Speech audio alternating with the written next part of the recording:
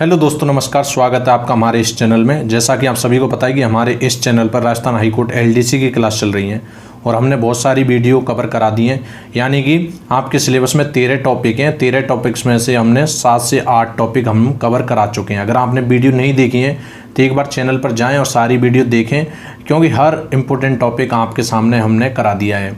और ये टॉपिक संधि वाला चल रहा है। इससे पहले हम इसकी 3 वीडियो करा चुके हैं। अगर आपने नहीं देखी हैं तो एक बार वो वीडियो भी देखें, क्योंकि इम्पोर्टेंट है। उन वीडियो के अंदर हमने स्वर संधि कंप्लीट करा दिया है। पहली वीडियो बेसिक थी, यानी संधि के बारे में थी, कुछ एग्जाम्पल भी थे।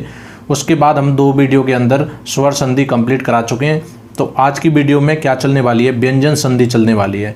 अगर आपको किसी भी वीडियो का पीडीएफ चाहिए तो टेलीग्राम पर आ जाएं। टेलीग्राम का लिंक मैंने डिस्क्रिप्शन में दे रखा है, आप वहाँ से ज्वाइन हो सकते हो और कोई भी क्वारी जो तो वहाँ पूछ सकते हो, और किसी भी वीडियो का पीडीएफ चाहिए तो वहाँ ले सकते हो। तो वीडियो को कहीं से स्किप ना करें, क्योंकि हर एग्जाम्पल इंपॉर्टेंट रहता है। क्योंकि आपका हिंदी का कोई सा भी एग्जाम हुआ, चाहे हाईकोर्ट एलडीसी हुआ, चाहे कोई सा भी हुआ, तो उसमें कहीं से भी कोई भी एग्जाम्पल आ सकता है। संधि से आप सभी को पता है कि 3 से 4 क्वेश्चन तो आने ही आने हैं, इससे ज़्यादा भी आ सकते हैं। तो आपको संधि पूरी पढ़नी है, क्योंकि 4 क्वेश्चन बहुत होते हैं। 4 क्वेश्चन का मतलब 8 मार्क्स होते हैं यहाँ पर। तो इसलिए हमको सारे टॉपिक, सारे एग्जाम्पल कवर करना जरूरी है। तो चलिए वीडियो को स्टार्ट करते हैं। तो हम बात करते हैं व्यंजन संधि के बारे में कि व्यंजन संधि होती क्या है। ये व्यंजन संधि एक संधि का टाइप है। आप सभी को इतना तो पता ही है कि 3 टाइप होते हैं, यानी 3 प्रकार की संधि होती है: स्वर संधि, व्यंजन संधि और विसर्ग संधि। और स्वर संधि के हमने 5 टाइप करा दिए हैं। तो आज चलने वाली है व्यंजन संधि।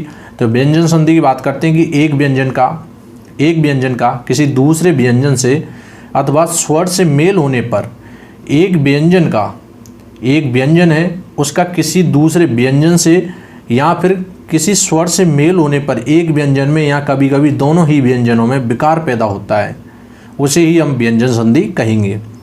आप सभी को समझ में आ रहा होगा कि संधि के 2 पद होते हैं, प्रथम पद और दूसरा पद। यहाँ पर प्लस होता है, यानी कि हम संधि विच्छेद करते हैं जब एक व्यंजन का किसी दूसरे व्यंजन से, यानी यहाँ पर व्यंजन हो सकता है प्रथम पद के अंतिम वर्ण में, और दूसरे पद के प्रथम वर्ण में व्यंजन भी हो सकता है और स्वर भी हो सकता है। इसके मेल होने पर एक व्यंजन में या कभी कभी दोनों ही व्यंजनों में विकार पैदा होता है, उसे हम व्यंजन संधि कहते हैं। अब बात कर लेते हैं व्यंजन संधि के प्रकार। इसके कितने टाइप होते हैं? टाइप्स बहुत सारे होते हैं। तो फर्स्ट टाइप की बात करेंगे हम, क्या? घोष व्यंजन संधि। एक होता है अघोष व्यंजन संधि। इसके बाद पढ़ेंगे हम, सबसे पहले पढ़ लेते हैं हम घोष व्यंजन संधि होती क्या है। ये संधि का पहला प्रकार है। तो इसके बारे में पढ़ते हैं कि यदि किसी अघोष व्यंजन के बाद कोई घोष व्यंजन या कोई स्वर आए, यदि किसी अघोष व्यंजन के बाद कोई घोष व्यंजन या कोई स्वर आए तो वह अघोष व्यंजन अपने घोष रूप में बदल जाता है। अब जैसे एग्जाम्पल की बात करते हैं, यहाँ पर आप सभी के सामने दे रखा है क और त। ये अघोष व्यंजन है, तो इसका क का घोष रूप क्या हो जाएगा? गे। और ते का घोष रूप हो जाएगा, ते अघोष रूप है तो इसका घोष रूप हो जाएगा द। यानी क का गे हो गया, ते का दे हो गया। तो अब बात कर लेते हैं घोष किसको बोलेंगे और घोष किसको बोलेंगे। अब हम पहचान कर लेते हैं। घोष के अंदर क, ज, डे, दे, बे, यानी कि अघोष रूप दे रखा है, वो घोष रूप में बदल जाएगा। सीधा सीधा यहाँ पर ये कह रहा है। तो ये का अघोष है, च अघोष है, टे अघोष है, ते अघोष है और पे अघोष है। तो क गे में बदल जाएगा, यानी के अघोष है, इसका घोष रूप क्या हो जाएगा? गे हो जाएगा। चे का जे हो जाएगा, टे का डे हो जाएगा, ते का दे हो जाएगा और पे का भे हो जाएगा। प्लस में क्या आ जाएगा? यहाँ पर मैंने बताया था थोड़ी देर पहले, 2 पद होते हैं। तो घोष ध्वनि यानी स्वर या घोष व्यंजन, अनुनासिक व्यंजन ने और मैं को छोड़कर ये भाग नहीं लेगा इसमें। बाकी स्वर भी आ सकता है, घोष व्यंजन कोई सा भी आ सकता है।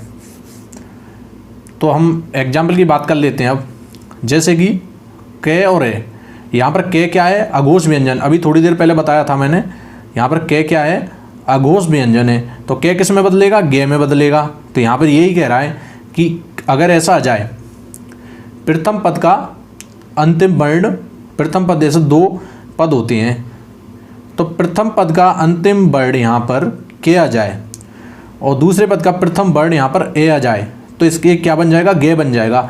यहाँ से ये आधा के और यहाँ पर पूरा गे बना है। इसका कारण यही है कि यहाँ पर ए की मात्रा, इसलिए पूरा गे बन गया। तो दिक प्लस अंबर। तो यहाँ पर अब बात कर लेते हैं, ये के तो आधा मिल ही गया और प्लस यहाँ पर आ मिल गया दूसरे पद के प्रथम वर्ण में। अगर आपने पुरानी वीडियो नहीं देखी है तो हमने बताया था कि इनको कैसे तोड़ते हैं, क्या करते हैं, उन सारी वीडियो के अंदर समझ में आ जाएगा। तो यहाँ पर ऊपर ने भी दे रखा है ए के ऊपर, तो के तो बदल गया गे में, क्योंकि यहाँ पर मैंने बताया था थोड़ी देर पहले के बदल जाएगा गे में, और ए की मात्रा दे रखी है तो पूरा गे हो जाएगा। तो ये के दिक, तो ये हो गया दिग। और अंबर यानी कि ऊपर ने दे रखा है तो अंबर ऊपर गे के ऊपर ने आ गया दिगंबर। और दिक प्लस अंत तो दिगंत, क्योंकि यहाँ पर ए दे रखा है, यहाँ पर भी क्योंकि यहाँ पर के आधा दे रखा है तो के किस में बदल जाएगा, गे में बदल जाएगा। और यहाँ पर ए दे रखा है, ऊपर ने दे रखा है तो दिगंत। और बाग प्लस अर्थ तो क्या हो जाएगा, बाग अर्थ, क्योंकि के गे में बदल जाएगा और ए उसमें मात्रा जुड़ जाएगी तो आधा गे होता, लेकिन ये मात्रा जुड़ने पर पूरा गे हो जाएगा, बाग अर्थ। और नेक्स्ट एग्जाम्पल ऐसे भी आ सकता है, के प्लस ई, तो वहाँ पर बन रहा था, क्या बन रहा था, पूरा गे बन रहा था, लेकिन यहाँ पर बड़ी की मात्रा आ रखी है तो क्या हो जाएगा, यहाँ पर गी हो जाएगा, गे पर भी बड़ी की मात्रा आ जाएगी। जैसे बाक प्लस ईस तो क्या हो जाएगा, बागीस, इसको क्या बोलते हैं, बृहस्पति बोलते हैं। और बाग प्लस ईश्वरी तो क्या हो जाएगा, ये बागीश्वरी। तो आप सभी को कन्फ्यूज नहीं होना चाहिए यहाँ पर, क्योंकि के यहाँ पर अंतिम प्रथम पद के अंतिम वर्ण में के मिल गया हमको, और दूसरे पद के प्रथम वर्ण में ई मिल गया, यानी कि के पर बड़ी की मात्रा लगाएंगे तो के किस में बदल जाएगा, गे में बदल जाएगा। और बड़ी की मात्रा है तो गी हो जाएगा, क्या हो जाएगा, गी हो जाएगा। तो इसलिए बागीश हो गया। ऐसे ही बागीश्वरी ये हो जाएगा, बागीश्वरी। आप सभी को पता है कि के जो वर्ण दे रहा है यहाँ पर वो क्या है, अघोष है, तो ये घोष में बदलेगा तो गे हो जाएगा। ऐसे चे वाले एग्जाम्पल आएंगे, टे वाले भी आएंगे, ते वाले भी आएंगे, आप देख रहे नीचे। और के प्लस ए यानी कि दो मात्रा आएंगी यहाँ पर, तो गे किस में बदलेगा, ऐसा गे हो जाएगा। नॉर्मल के प्लस ए आता तो नॉर्मल गे बनता, लेकिन यहाँ पर मात्रा दे रखी है ऐसी, तो इसका मतलब होता है डबल मात्रा। तो प्राक प्लस ऐतिहासिक तो क्या हो जाएगा, प्राग ऐतिहासिक। आई होप आपको अच्छे से समझ में आ रहे होंगे, प्राग ऐतिहासिक। और नेक्स्ट एग्जाम्पल के प्लस ग, वहाँ पर के प्लस आ रहा तो का बन रहा, के प्लस ए आ रहा तो गा बन रहा था, लेकिन यहाँ पर के प्लस गा आ जाए तो के का तो गे ही बनेगा, के का क्या बनेगा, गे, और ये दूसरा गे पूरा का पूरा ऐसे ही आ जाएगा। तो दिक प्लस गज, समझ रहे हो यहाँ पर, दिक प्लस गज, तो दिक किस में बदल जाएगा, दिग में, आधा गे आ जाएगा, और गज दिग्गज, ऐसे हो जाएगा दिग्गज। आई होप ये भी समझ में आया होगा अच्छे से आपको। और के प्लस ज, तो के किस में बदल जाएगा, गे में, आधा गे, जय यूँ की यूँ ही रहेगा। तो दिक प्लस ज्ञान, तो दिक किस में बदल जाएगा, गे में, तो दिक कैसे हो जाएगा, दिग, आधा गे। इसको ऐसा भी लिख सकते हैं दिग, जब पूरे वर्ड के साथ लिखेंगे तो आधा गे ऐसा आएगा। और ज्ञान, ज्ञान का ज्ञान ऐसा का ऐसा आ जाएगा। और अगर बाक प्लस जाल, तो बाक किस में बदल जाएगा, बाग, यानी कि बा ग, आधा गे ऐसे लिखते हैं, लेकिन जब किसी शब्द के साथ लिखते हैं, पूरे शब्द के साथ, तो बाग जाल, क्योंकि जाल कहाँ से आया, जाल यहाँ पर दे रखा है। और क प्लस द, तो आधा गे और दे, यानी कि के तो बदल जाएगा आधे गे में और दे हो जाएगा यूँ की यूँ ही। तो दिग प्लस दर्शन, तो दिग्दर्शन। और बाग प्लस दंड, तो बागदंड। ऐसे ही एक बार अगर आपको अच्छे से समझ में आ जाएंगे, घोष और अघोष वर्ण को याद कर लो आप अच्छे से, तो आप पूरा एग्जाम्पल कभी गलत नहीं करोगे। और के क प्लस ब, तो ये क्या हो जाएगा, गव, यानी कि आधा गे और बे। तो रिक प्लस बीद, तो रिक किस में बदल जाएगा, गे में, के किस में बदल जाएगा, रे में, तो रे ग। और बेद यूँ की यूँ आ जाएगा, ऋग बेद। और दिग प्लस विजय, तो दिग्विजय, दिग्विजय।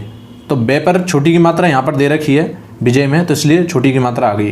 टे प्लस ए, तो टे एक अघोष रूप है, इसका घोष रूप क्या हो जाएगा, डे। तो ब्राड प्लस आकार, तो ब्राड किस में बदल जाएगा, ब्राड में, आधा डे ऐसा आएगा। और यहाँ पर बड़ी आ की मात्रा दे रखी है, तो ब्राडागार, ब्राडागार ऐसे आ जाएगा। और यहाँ पर दे रखा है ब्राड प्लस रूप, क्या दे रखा है, ब्राड प्लस रूप, तो ब्राड रूप, ये क्या हो जाएगा, ब्राड रूप, क्योंकि टे डे में बदल जाएगा, रू इसमें डे में जुड़ गया, विराट रूप। ये सही वर्तनी की दृष्टि से इसको ऐसे लिखा जाता है, विराट रूप। और नेक्स्ट एग्जांपल तय प्लस अय, तो तय किस में बदल जाएगा, दे में बदल जाएगा, यानी कि अघोष तय, तो इसका घोष क्या हो जाएगा, द। तो जगत प्लस अम्बा, तो क्या हो जाएगा, जगदम्बा। जगदम्बा कैसे हुआ, तय बदल गया दे में, ए पर एक बिंदी दे रखी है तो क्या हो जाएगा, जगदम्बा। और तय प्लस आ, तो तय किस में बदल जाएगा, दा में, तो जगत प्लस आत्मा, तो जगदात्मा। सत प्लस आचार, तो सदाचार। आई होप आपको अच्छे से समझ में आ रहे होंगे। तय किस में बदल गया, दे में, तो यहाँ पर आ की बड़े आ की मात्रा है तो सदाचार। और तय प्लस गए, ये क्या हो जाएगा, दग, यानी आधा दे और गए, तो जगत प्लस गुरु, तो जगत गुरु। और भगवत, ये भागवत नहीं है, भगवत प्लस गीता, तो क्या हो जाएगा, भगवत गीता। सत प्लस गुण, तो क्या हो जाएगा, सद्गुण। और नेक्स्ट एग्जाम्पल की बात कर लेते हैं,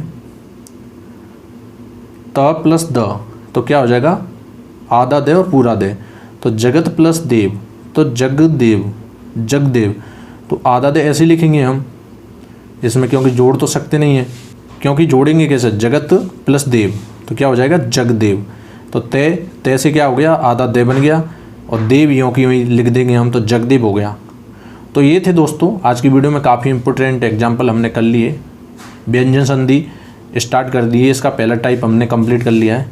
इसके जस्ट बाद हम व्यंजन संधि का नेक्स्ट टाइप लेकर आएंगे, उसके जस्ट बाद हम विसर्ग संधि स्टार्ट करेंगे, ऐसे संधि फिनिश हो जाएगी। तो आई होप दोस्तों आपको ये वीडियो अच्छी लगी होगी। अगर अच्छी लगी तो इसे लाइक, शेयर एंड सब्सक्राइब और बेल आइकन भी प्रेस कर देना, ताकि आपको हर वीडियो के नोटिफिकेशन मिलते रहें। तो आज की वीडियो में इतना ही, मिलते हैं किसी नेक्स्ट वीडियो में, तब तक के लिए जय हिंद, वंदे मातरम।